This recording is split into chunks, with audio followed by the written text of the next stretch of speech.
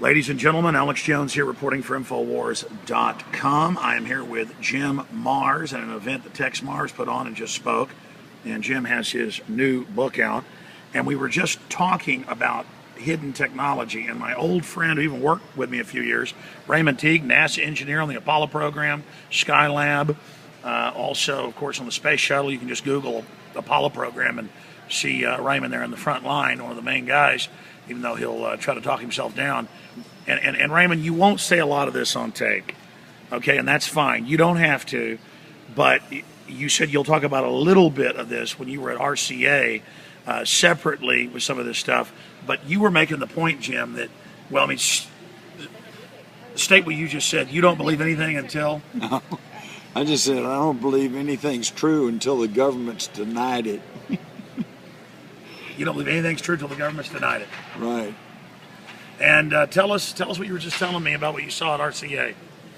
We got received a company bulletin, just as all these companies send out usually a monthly newsletter or something. I got one from RCA headquarters, and it said that they had, one of their experimenters had an object he was flying around that had an anti-gravity drive. In other words, it was self-levitating and could be moved around.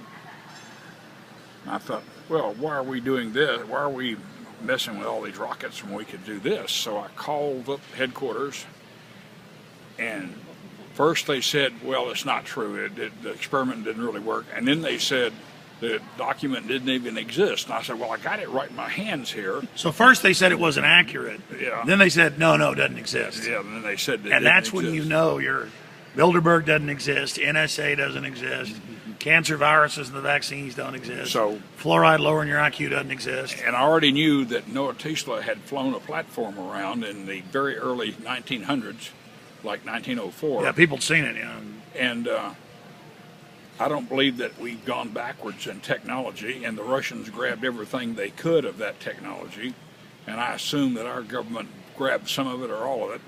What was the big telltale sign, though? You talked about this on the radio when they ordered the Saturn rocket plans destroyed and the extra rockets. I don't know the details. No, they didn't destroy the extra. They didn't destroy what was already been built, but they fixed it to where they really couldn't build any more without it being so costly. What did they do? They destroyed the tooling for the Saturn V, and they destroyed the drawings. Well, this is total treason and makes no logical sense at all. And what did they say at NASA when they did that? What was the reason? The employees there, we never got a reason. It was just announced that it had been done. And they knew, all the NASA employees, the government employees knew that, well, I'm going to retire here before they ever build anything else.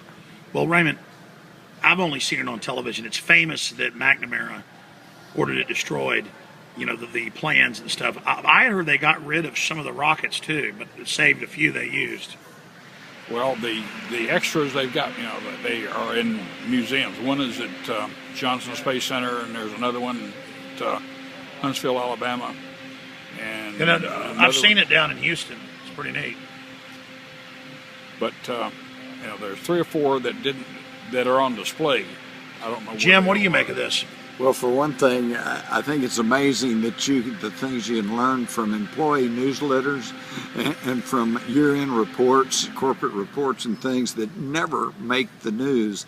A good example is the newspaper that I once worked for, the Fort Worth Star-Telegram.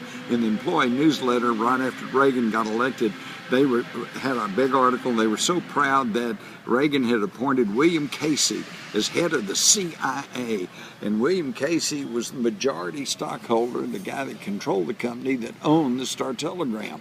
So my newspaper was controlled and owned by the head of the CIA, and that was in the employee newsletter, but it never made the newspaper, and nobody ever knew that that was the case.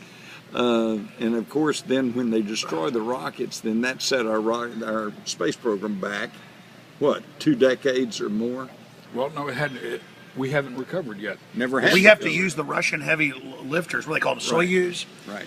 Or that's the Soyuz outer space is the pod. capsule. That's the capsule. But we use the Russian heavy lift vehicles to lift the larger payloads and satellites, because we don't have anything that'll do that. The shuttle will not pick up The shuttle is limited. That's another question. How could the Germans in the 30s come up with the rocket systems the Russians and the U.S. still have to use now? I mean, who believes any of this? I mean, incredible. Well, see, this is the globalist, okay, who they created communism, they funded communism, they run Wall Street, they run the City of London, and this is how they get their space program without us knowing what's going on. The Russians are building the heavy lift rockets, we're building the guidance systems, and so we're trying. It's all compartmentalization. It's all compartmentalized, but then when you can, at the top, when you can put it together, you've got a space program. Exactly, and that's the plan of globalism. Never let one country be independent. By the way, people never seem to think, what are they in? We're at the Hilton here outside the old Bergstrom Air Force Base, and this is the former SAC base built in the 60s, and it's well known there's underground bases that connect out to bring the nukes to the planes under this, and they go out to Fort Hood.